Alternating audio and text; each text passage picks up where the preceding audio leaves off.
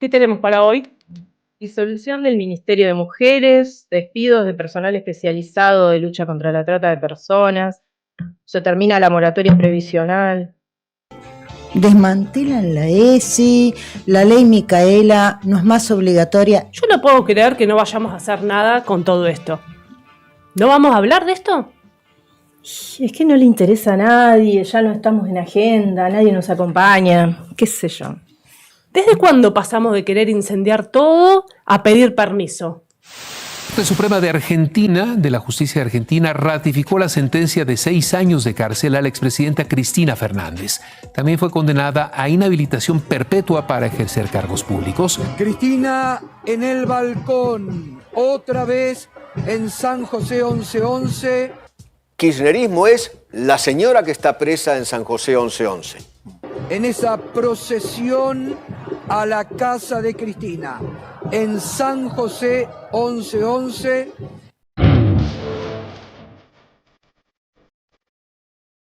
Recuperemos la EC. Pero sí, recuperemos de ese.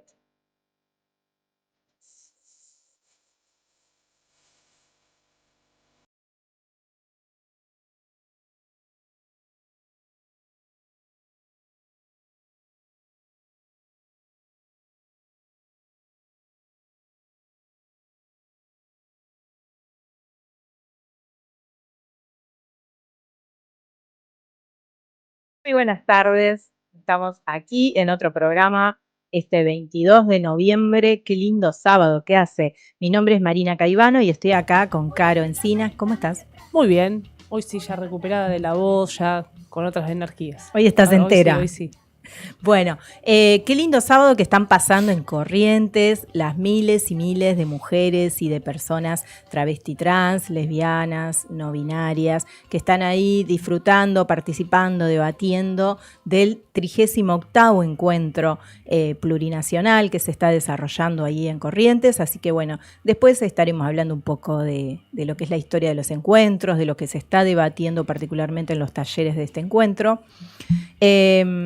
Pero hoy estaremos también entrevistando a Carlota Ramírez. Ella es la directora de Equidad de Género en Salud del Ministerio de Salud de la provincia de Buenos Aires para hablar sobre las campañas de vasectomías que se están realizando, sobre todo lo que sucede en la sociedad alrededor de eso, de estas políticas, de la importancia de las campañas y de otras cuestiones que le vamos a estar preguntando.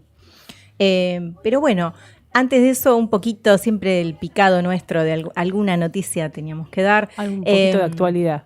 Sí, un dato económico es que, bueno, mientras nos están seguramente entreteniendo con algunos artilugios que nos ponen ahí en lo mediático, en esta semana se cayó el megapréstamo de $20.000 millones que esperaba el ministro Caputo que iba a realizar JP Morgan, ¿sí? Estos $20.000 millones eran un salvataje. Actualmente las reservas siguen en rojo profundo y hay muchas dudas sobre cómo se va a hacer para pagar los vencimientos de deuda del próximo año. Justamente cuando se supo esta noticia, que se dio de baja este mega salvataje para Argentina, bonos y acciones se desplomaron y bueno, esto sabemos que aumenta un círculo de desconfianza en la economía argentina, ¿no? Sí, más allá del anuncio, ya antes de que se supiera que no iban a recibir este préstamo, el riesgo país sigue estando en muy niveles altos y no baja, y eso da cuenta un poco de que el mercado tiene muy pocas posibilidades o muy pocas garantías de que el gobierno realmente pueda pueda salvar algo desde lo económico, ¿no? Así es. El Banco Central, si vamos a dar un dato, tiene $11.000 millones de reservas negativas en este momento y claro, ahora no se sabe cómo se va a hacer para pagar la deuda, ya que el mismo ministro Caputo confesó que no hay dólares. Así que las cosas no están funcionando de acuerdo al plan y podríamos estar acercándonos a un default. Sin embargo, cómo manejan ellos, ¿no? La comunicación es muy novedoso, ya estamos igual ya acostumbradas, pero cuando esto trascendió, la versión del ministro para disipar la mala noticia fue la de siempre, que dijo que es una operación, que nunca solicitó ese salvataje. Eso nunca pasó.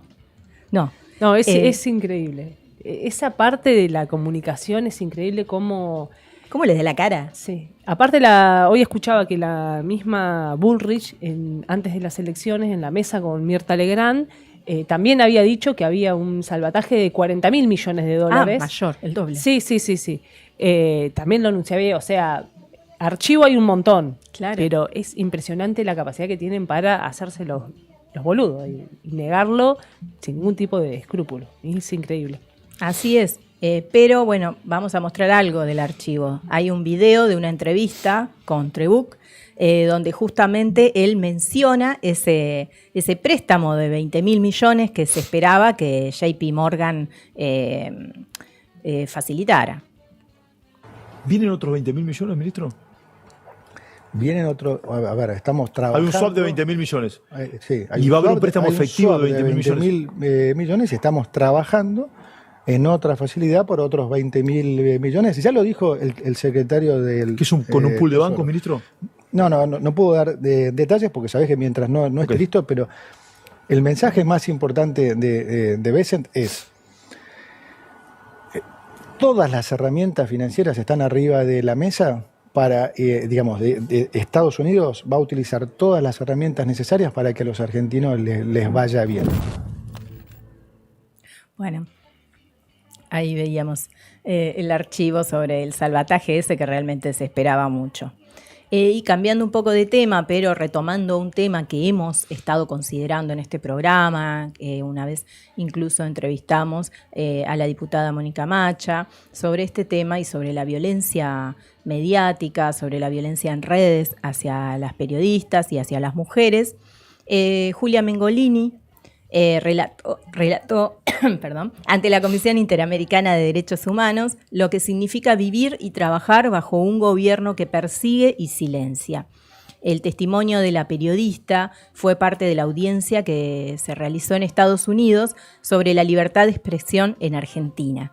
Escuchémosla porque está bueno. Hoy vengo a contarles lo que significa vivir y trabajar bajo un gobierno que usa el poder del Estado para perseguir, humillar y silenciar, con campañas de odio orquestadas desde las más altas esferas del poder para marcar enemigos, instalar mentiras y destruir reputaciones. En mi caso, en junio de este año, fui víctima de una campaña de difamación y violencia digital sin precedentes. Se usó inteligencia artificial para crear imágenes y videos falsos de contenido sexual sobre mí, acompañados de cientos de amenazas de violación y de muerte, incluso contra mi hija de 6 años. Todo lo cual derivó en que un juez federal me asignara custodia policial personal. Porque el propio presidente amplificó esas agresiones, publicando casi 100 mensajes en mi contra en tan solo 4 días, en los que se burló públicamente y justificó la violencia, diciendo que me lo merecía. Como se dijo, también se usó el poder penal para perseguirme. Por ejemplo, fui demandada por hacer una cobertura periodística de un conflicto laboral en el hospital de niños más emblemático de nuestro país, el Garrahan. Al igual que otras 3 denuncias por injurias que me hizo el propio presidente, la causa fue desestimada por la justicia.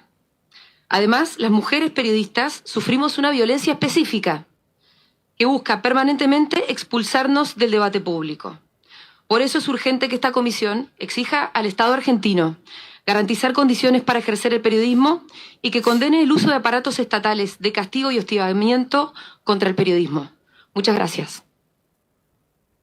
Bueno, casi histórico este testimonio, porque cuando se hacen estas denuncias internacionales, realmente es cuando suceden cosas como la dictadura, por ejemplo, o sea que se han realizado estas denuncias. Así que bueno, por lo menos dar a conocer y ver qué sucede con eso. Mientras tanto, en el imperio o en el país del norte, cada vez aparecen más vínculos y más fotos y más pruebas de la relación de amistad y de cercanía del presidente Donald Trump con el magnate fallecido por suicidio, también un suicidio raro porque estaba esperando su juicio, Jeffrey Epstein. Y de pronto, bueno, se ve cada vez más vinculado Trump con los demás famosos, incluso que frecuentaban la isla privada de Epstein, Little St. James, donde acudían muchos magnates y famosos a fiestas privadas en lo que fue un centro de prostitución, de tráfico de personas y de menores. Las víctimas principalmente eran mujeres y niñas que estaban sometidas engañosamente a servidumbre sexual, obligadas a participar en actos sexuales, coaccionadas a realizar actividades sexuales comerciales y trabajos forzados. Ahora también lo que llama muchísimo la atención es la participación de la mujer de él, que era una de las que cooptaba a las mujeres para que llegaran a esos lugares. Es terrible cómo ella participaba de toda esa red. Viste que a veces uno piensa que por ahí lo hacen oculto de sus parejas o que por ahí las mujeres a veces no están involucradas. Es tremendo. Tremendo. Ahora lo que aparecieron fueron nuevos archivos fotográficos que lo muestran a Epstein, por ejemplo, en la boda de Trump. O sea, una amistad, un vínculo muy cercano. Y esto está desatando una crisis dentro del Partido Republicano y además dentro del movimiento de Trump dentro del Partido Republicano que se llama MAGA. Porque ellos justamente hablan de que hay toda una alianza internacional de pedófilos que son progresistas, qué sé yo, y de pronto se descubre esto, ¿no? Su jefe... Sí, dice que el mismo partido político lo estaba presionando a Trump para que salga a decir públicamente a despegarse. Creo que hizo una aparición hace unos días despegándose de esto, diciendo que bueno, que él nunca estuvo en la isla, que sí tenían un vínculo, pero que bueno, que es más, él hasta en un momento se distancia de él y creo que hasta lo echa y no participa más de sus reuniones como asesor y demás. O sea, despegándose totalmente de esa figura porque está teniendo un impacto bastante grande en la población de Estados Unidos. Tal cual. ¿Y qué pasa acá en nuestras tierras con esto? Bueno, justamente los simpatizantes de Trump acá, la gente de La Libertad Avanza y algunos ideólogos muy misóginos como Laje, como la legisladora Lilia Lemoine y muchos trolls, salieron a atacar una política de salud bonaerense que se está desarrollando. Se trata de las campañas de vasectomías sin bisturí para varones. Y bueno, se acusó de que destruyen la natalidad, se lo mezcló con la castración, o sea, una ignorancia total. Pero bueno, antes de hablar de eso, vamos a ver el video del Ministerio de Salud en el cual justamente se mostraba esta política, se anunciaba esta campaña que se está realizando en los hospitales bonaerenses.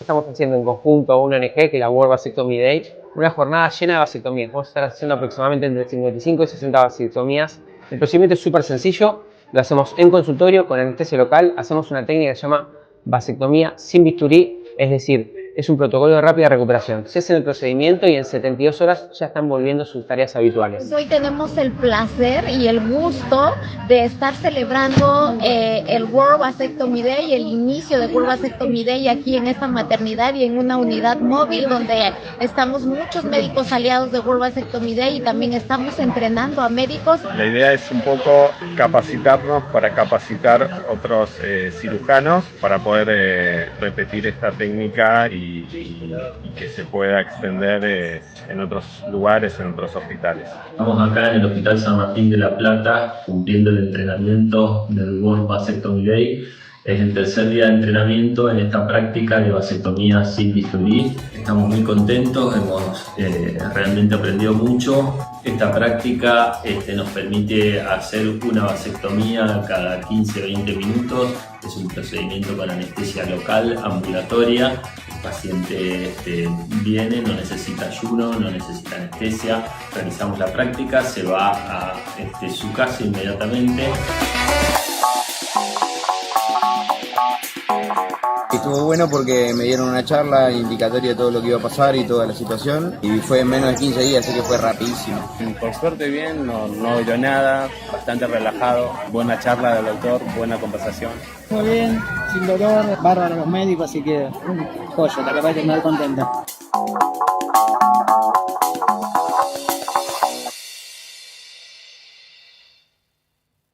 A mí me sorprende un poco eso, que sea tan sencillo. Bueno, para eso vamos a hablar con Carlota Ramírez. Ella es psicóloga especializada en género y políticas públicas, docente, es la directora de Equidad en Género en Salud. Buenas tardes, Carlota. Hola, buenas tardes, ¿cómo están? Bueno, muchas gracias por atendernos. Sabemos que estabas de viaje y todo, volviste. Muchas gracias. Estábamos por llamarte hace tiempo, en realidad, por esto. Lamentablemente, ante los ataques absurdos, ¿no?, que han sufrido mediáticamente, digamos, que confundiendo castración con vasectomía y todas esas barbaridades, nos vimos ante la urgencia directamente de convocarte a esta entrevista. Un poco... Primero, por empezar, ya estuvimos viendo el video y un poco ya destierra varios miedos y mitos que circulan con respecto a esta intervención.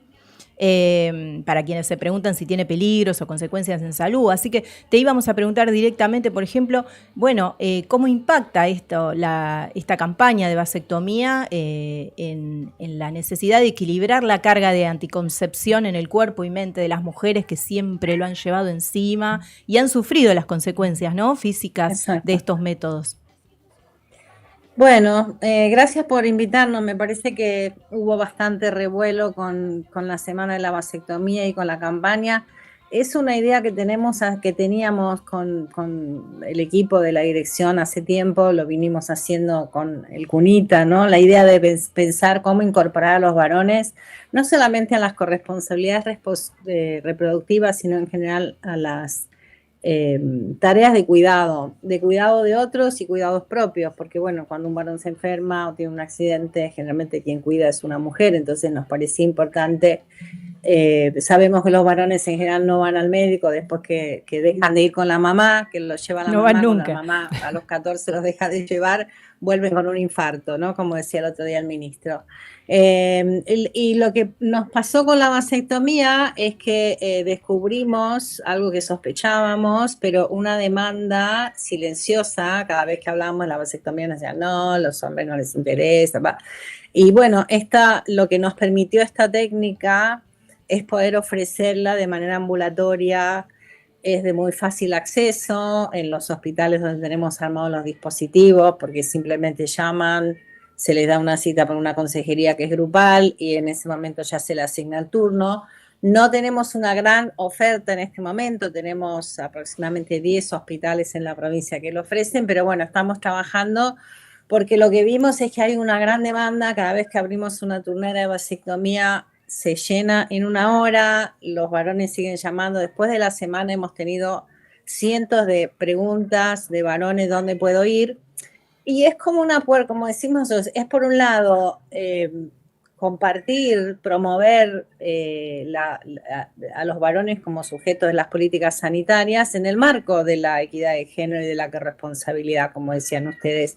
Y también nos dimos cuenta que es una puerta de acceso al sistema de salud, porque cuando vienen a consultar para la vasectomía, se les completa el esquema de vacunación, se le toma la presión, se hace un testeo de VIH si lo desean, es decir, se ofrecen otras prácticas de salud y se hacen algunas recomendaciones que en general los varones no reciben porque no van al sistema de salud. Es una oportunidad, muchas veces en las maternidades, después de un parto, de haber participado en un parto, también se enteran y preguntan.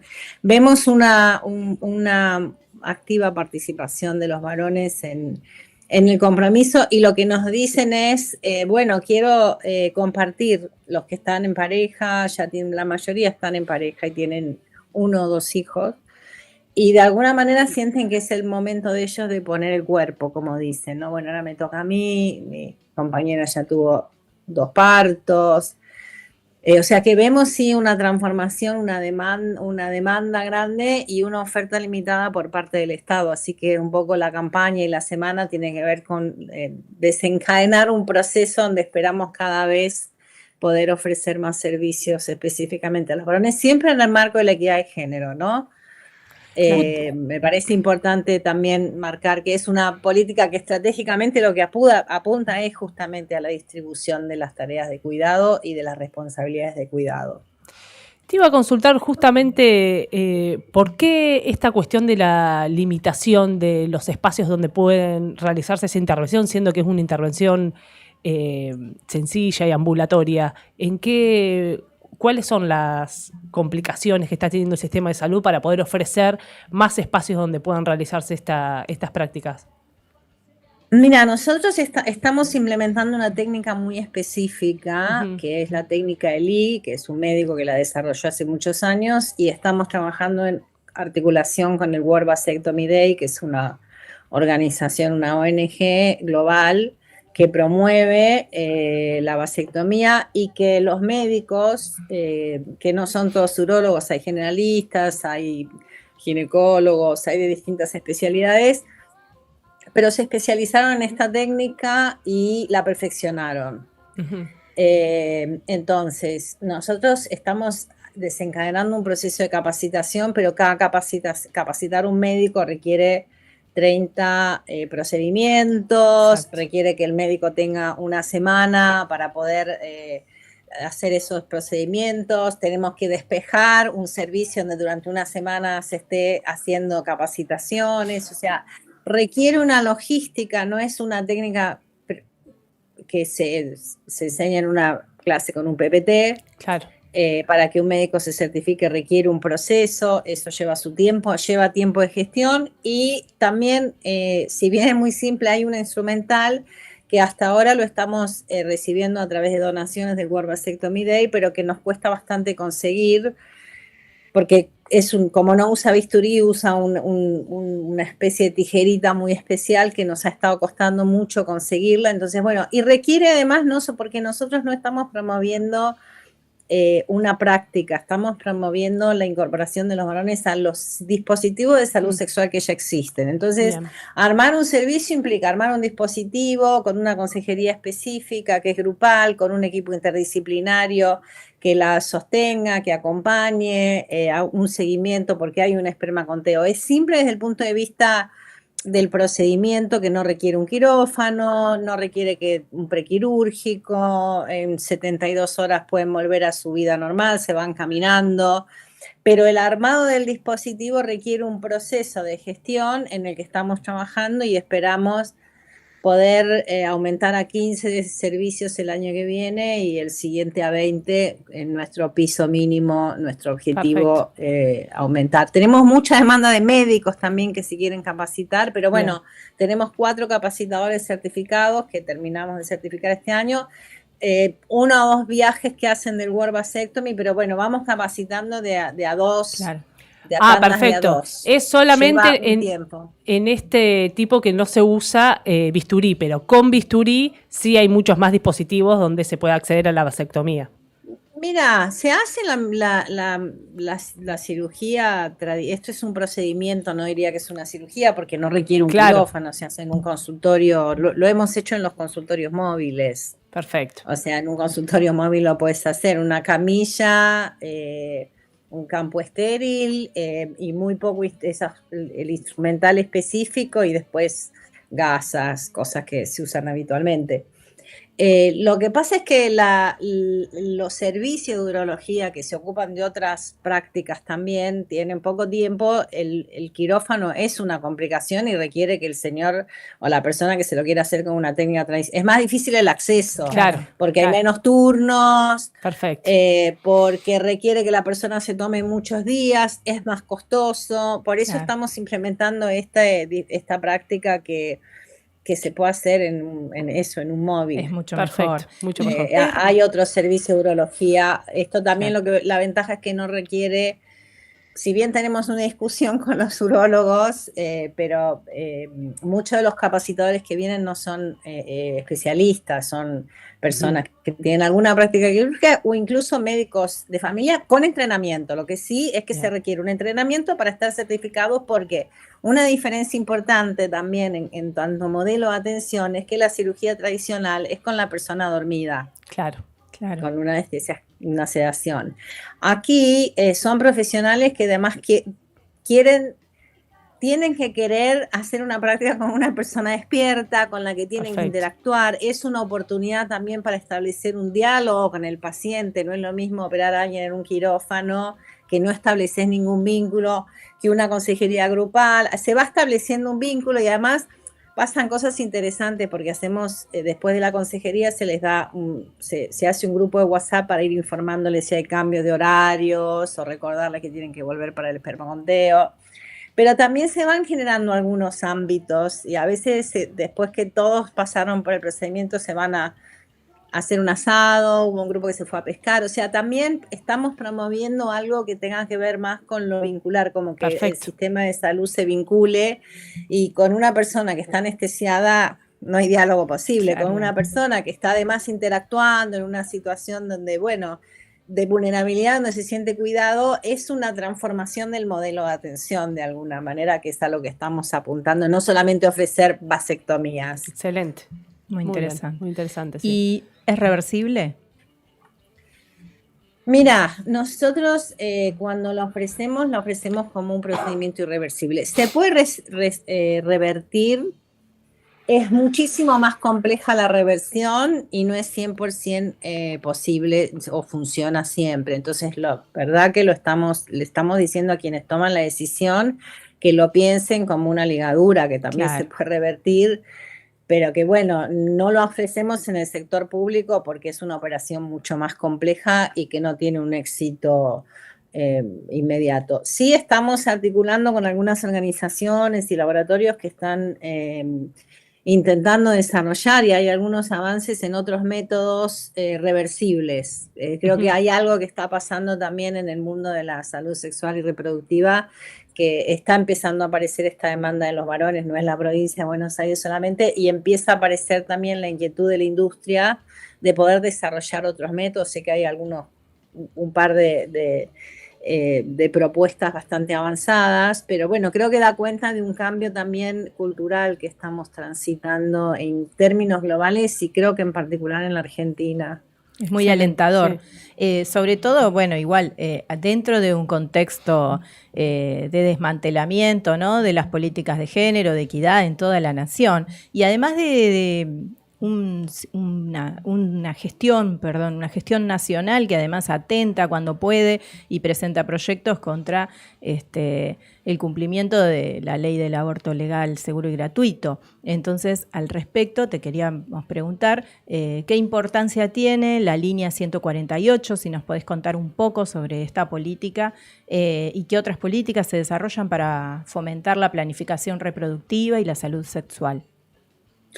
Sí, el 148 era una vieja idea también, porque se nos fueron concretando. Siempre decimos que las políticas llevan su tiempo, no es que uno se sienta un día, piensa y sacas una resolución del ministro, ¿no? Digo, por lo menos como lo pensamos desde la Dirección de Equidad, que lo pensamos desde una perspectiva feminista, es en construcción con otros, siempre la construcción de las políticas.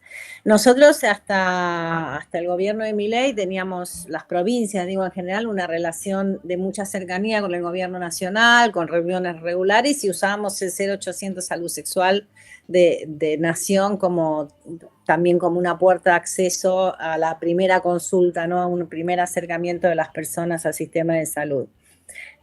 Teníamos durante la pandemia la idea de hacer algo que pudiera dar información más específica que la del 0800, pero bueno, tipo telemedicina nunca lo pudimos concretar, y con la asunción del gobierno de Milei y el desmantelamiento de las políticas empezamos a recibir demandas de que el 0800 no funcionaba bien, que había muchas demoras. Y bueno, y nos organizamos y lanzamos el 148, la opción 3, porque el 148 es el número de la provincia que responde a muchas cuestiones, pero la opción 3 es aborto y salud sexual. Y ahí tenemos consultores del CETEC, del Sistema de Atención Telefónica del Ministerio, que ¿soy yo o hay una interferencia? ¿O Sí, escucho? se oye un poquito bajito, sí, como que bajó el volumen un poco. A ver si vemos qué está pasando, pero se oye igual, ¿eh? Sí, se escucha bien. Sí, te oímos igual, ¿eh? ¿Vos nos oís? Carlota. No sé si seguir porque me perturba un poquito. No, ahí estamos. Ahí se oyó de vuelta bien. Subí el volumen ahí, sería alguna cuestión técnica. No, tenemos consultores capacitados del CT, que es el Sistema de Atención Telefónica de la provincia, y ahí se brinda información. En un punto nos gusta más, es un sistema más simple para nosotros y tenemos más gobernanza, entonces también podemos hacer seguimiento de las personas que consultan a ver si resolvieron su problema. Tenemos también el mapa publicado en la página, uno pone aborto PBA y aparece en la página de salud sexual, o entrando por la página del ministerio hay información sobre salud sexual, y tenemos el mapa interactivo donde uno puede buscar en su localidad cuál es el centro más cercano.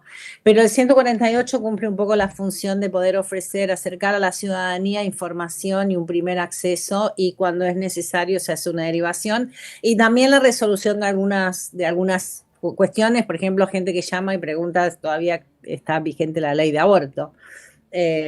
Así que bueno, y viene a reemplazar, sí, un poco la situación de nación, que lo que vos comentabas de la ausencia de un gobierno nacional, de un Ministerio de Salud Nacional. La verdad es que nos ha impactado muchísimo este año porque no hemos recibido prácticamente insumos.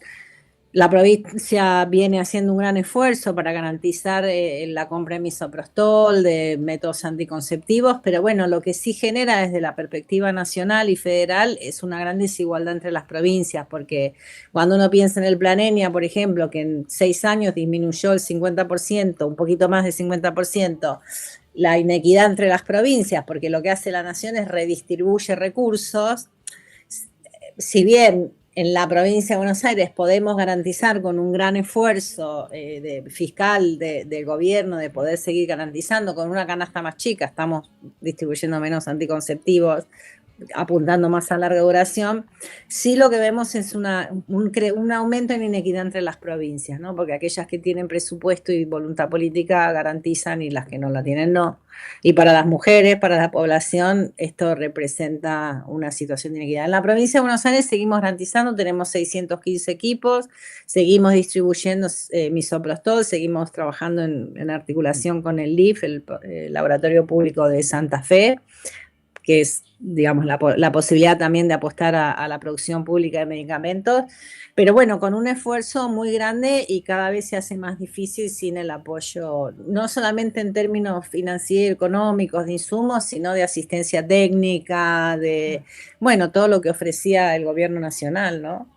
Claro. Bueno, te agradecemos mucho, Carlota. Igualmente vemos con mucha esperanza cómo está cambiando al menos la mentalidad de muchos varones que afrontan, ¿no?, con responsabilidad o no la planificación reproductiva, participan de ella. Sí, por ahí si me permiten una última, si me dan 30 segundos, que también se está hablando mucho, el debate en las redes fue este pánico que hay con respecto al descenso de la natalidad, ¿no? Y un poco yo pensaba que nos pasa incluso ayer alguien posteó una pintada que dice ahora la vasectomía es legal, segura y gratuita, parafraseando un poco el lema del aborto, porque no estamos obligando a nadie a hacerse una vasectomía, no estamos obligando, con la ley de aborto no obligó a nadie a hacerse un aborto. Lo que estamos garantizando es el acceso a un derecho equitativo, que los hombres también puedan participar. Y no podemos, yo creo que el problema del descenso en la natalidad es, no sé si es algo malo realmente, porque está dando pánico, creo que es un tema que tenemos que poner en agenda y pensarlo. No sé si realmente necesitamos seguir creciendo humanamente o tenemos que repensar el sistema en el que vivimos y cómo, de nuevo, distribuir los recursos para que alcancen de todas las maneras, pero como dijo el otro día nuestro ministro Nicolás Kreplak, lo que no se puede es resolver el problema de la baja natalidad obligando a la gente a tener hijos. Claro, ni a las mujeres ni a los varones que no quieren hacerlo, porque si no nos vamos a convertir en el cuento de la criada de verdad. Lo dejo porque es un tema que me parece que, agradeciéndoles el espacio, que sí creo que tenemos que conversar, pero no desde la perspectiva que nos lo están planteando de que parece que es el derrumbe de la humanidad porque hay un descenso de la natalidad. Bueno, la realidad es que no solamente es que no es un mundo muy agradable, es que quizás estamos dándonos cuenta de que criar hijos, que hasta ahora lo hicimos las mujeres, es un montón de trabajo y nadie quiere tener 5 hijos porque es caro, porque no te queda vida, no te queda tiempo. Entonces creo que es un tema para discutir en el marco de en qué mundo queremos vivir y cómo construimos ese mundo, que claramente creo que no es este en el que estamos viviendo, por lo menos somos bastante. Sí, también pensar así, que sí, por ahí hasta se está pensando con mucha más responsabilidad lo que significa esto, ¿no? Traer un hijo, un hijo al mundo. Y si queremos que los varones también participen más de las tareas del cuidado, bueno, también necesitamos un sistema que permita, porque también tiene muchas imposibilidades hoy un varón para poder acompañar a su pareja, a su compañera a la hora de tener hijos, digo, ¿no? O sea, es bastante contradictorio la situación económica, la situación laboral, y bueno, y esta cuestión de que por ahí las mujeres también hoy tienen también otro tipo de proyecto de vida, son como varias cuestiones que me parece que van confluyendo. Es un problema, no sé si es un problema, es un tema que hay que poner en agenda, pero digo porque también fue parte de la discusión. No tiene que ver, esto es otra cosa, es una política de inclusión y de apuntar al objetivo de nuestra dirección, que es la equidad de género en salud y con justicia social. Así que muchas gracias por el espacio, porque creo que son temas de los que necesitamos hablar. Creo que lo que pasó esta semana, que pasó con la semana de la vasectomía, fue que apareció un tema que estaba y no lo estábamos conversando, ¿no? Así que muchísimas gracias por el espacio. Muchas gracias a vos. Bueno, muchas gracias a vos. Además teníamos que abordarlo y con esta profundidad. Bueno, te mandamos un gran saludo. Gracias. Cuando quieran, estamos a disposición. Quedamos en contacto. Gracias. Chao. Chao. Bueno, me encantó. Muy bueno. Sí, había que aclarar, temas que, ¿cómo van surgiendo temas para poner en agenda, ¿no? ¿Viste? Cuando uno piensa que ya se terminaron los temas para abordar. Es que puede ser un tema como muy, si lo tomás a la liviandad, ¿viste? Va para el chiste, va para todo esto, va para los posteos de Lilia Lemoine, o lo tratás con profundidad. Bueno, vamos a un corte, un tema musical. Dale. ¿No, querías comentar algo? No. Estamos vamos a un tema musical y seguimos en San José 1111. Un día voy a hacer otra distinta. Seguimos en el programa. ¿Y qué traes, Caro? Traje algunas recomendaciones, porque digo, ahora viste que uno viene en las vacaciones. Yo ya estoy en modo vacaciones. Ya estás en modo vacaciones. No, todavía ni diciembre.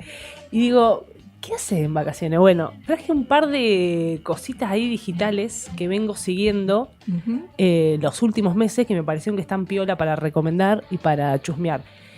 Uno tiene que ver con el canal de YouTube de Galia Moldavsky. No sé si te acordás. Sí, Galia que estuvo en Blender. Y bueno, en esta ola de hostigamiento a las mujeres y a quienes hablaban de feminismo y demás en estos tipos de streaming, termina en fines del 2024, ya termina abandonando Blender, y una de las cuestiones que manifiesta es eso, voy a cuidar mi salud mental y me voy a ir porque el hostigamiento en redes sociales era tremendo, así que ella decide abandonar el programa. Dice, bueno, prefiero meterle a mi canal de YouTube, y está haciendo un programa que se llama Conversaciones Públicas. Ella dice, esto es una conversación porque yo hablo demasiado, así que no son entrevistas, son conversaciones.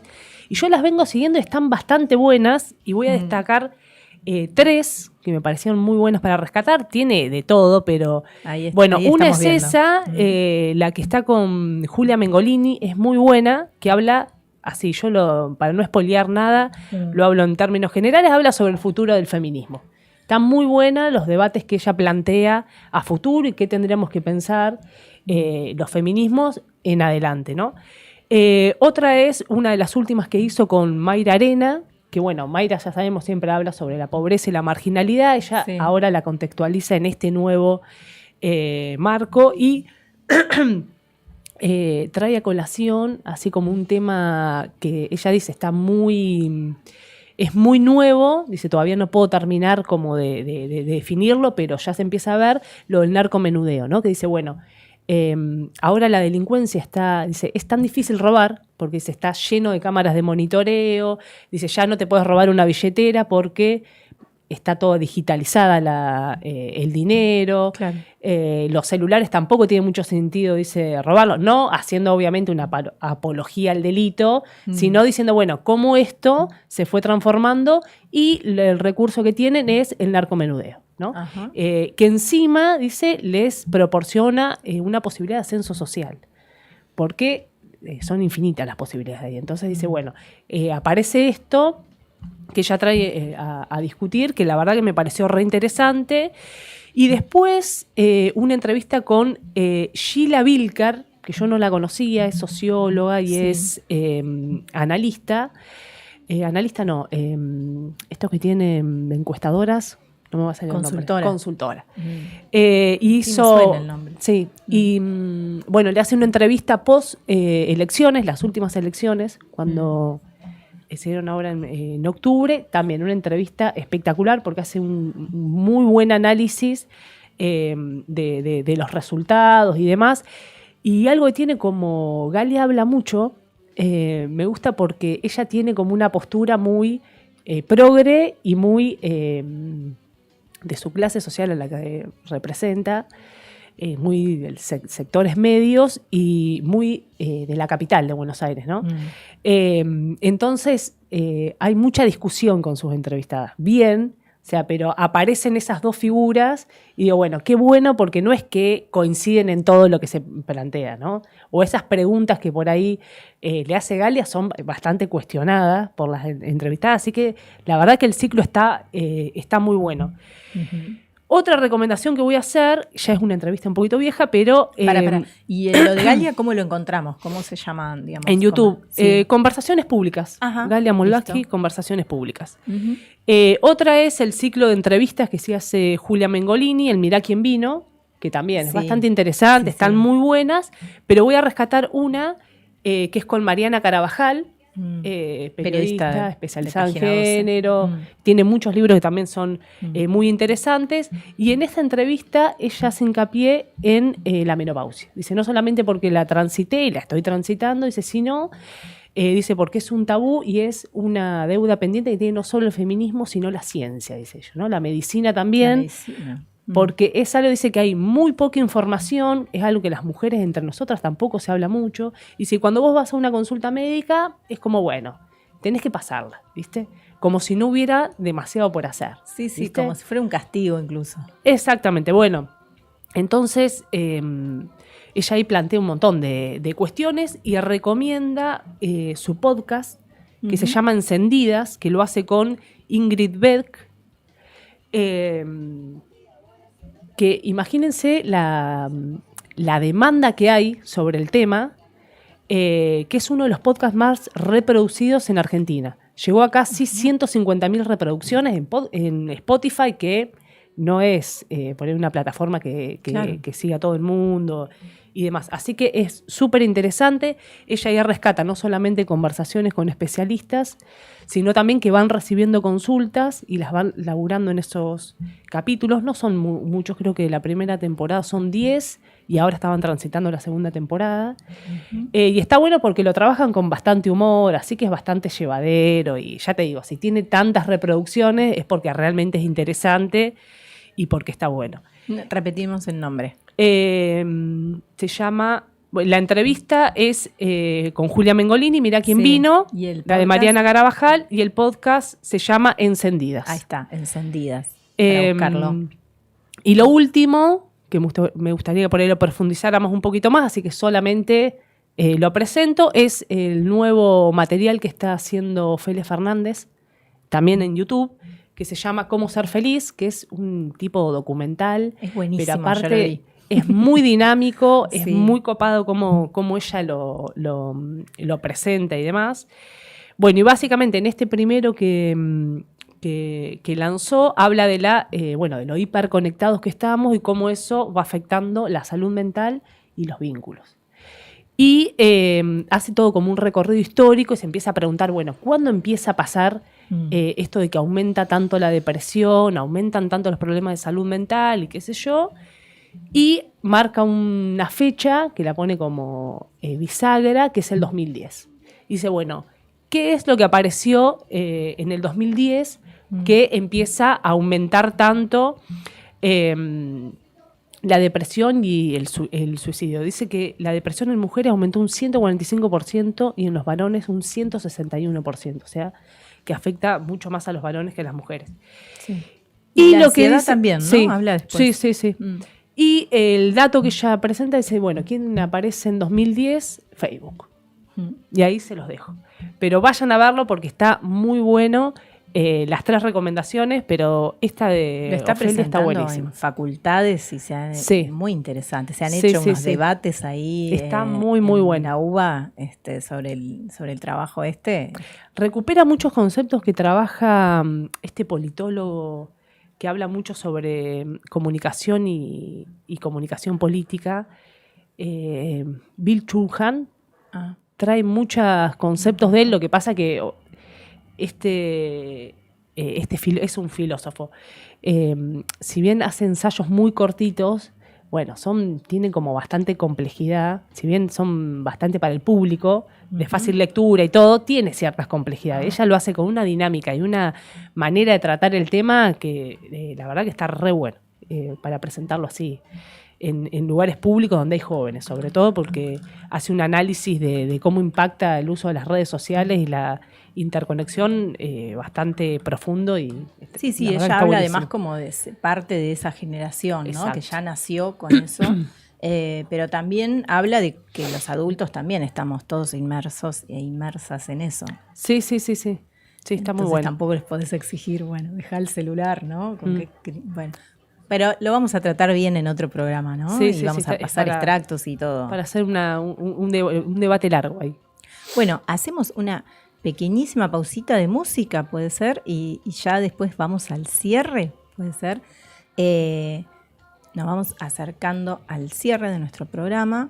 Estuvimos hoy con una entrevista muy interesante a Carlota Ramírez del Ministerio de Salud. Después va a estar todo subido, así que se puede para compartir. volver a ver y se puede compartir la entrevista. Vamos a un poquito de música.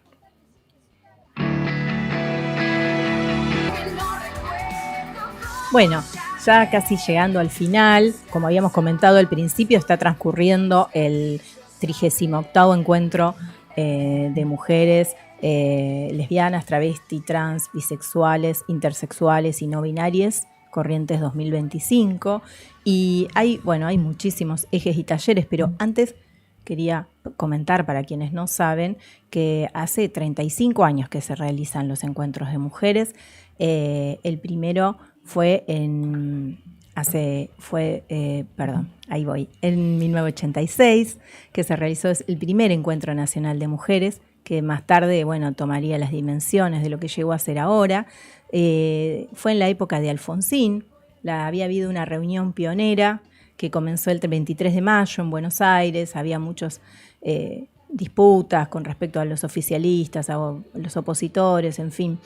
Teníamos ahí una puja entre el presidente Raúl Alfonsín, que hablaba en Plaza de Mayo, Carlos Menem, que convocaba en Plaza 11 a hacer la unidad total del movimiento. ¿Sabemos cuál era la consigna de ese primer encuentro? A ver, ahí vamos.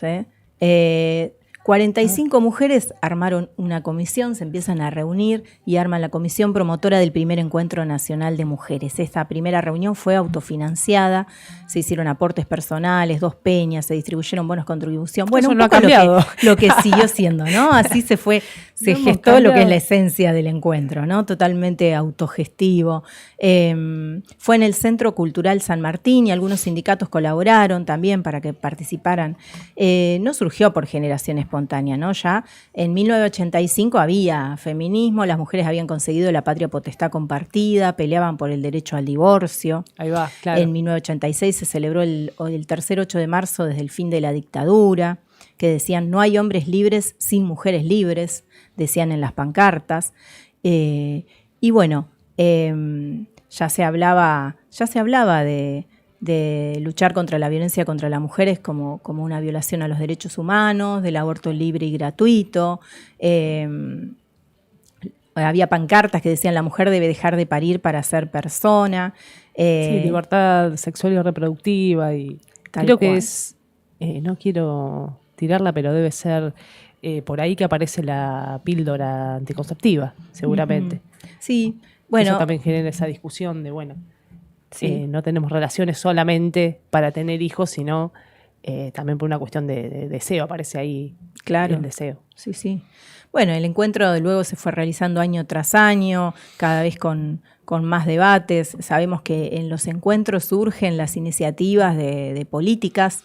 Ahí se discuten los problemas y de ahí salen las iniciativas de políticas importantes que nos cambian la vida, que nos dan derechos. Todas han surgido ahí de los debates en los encuentros.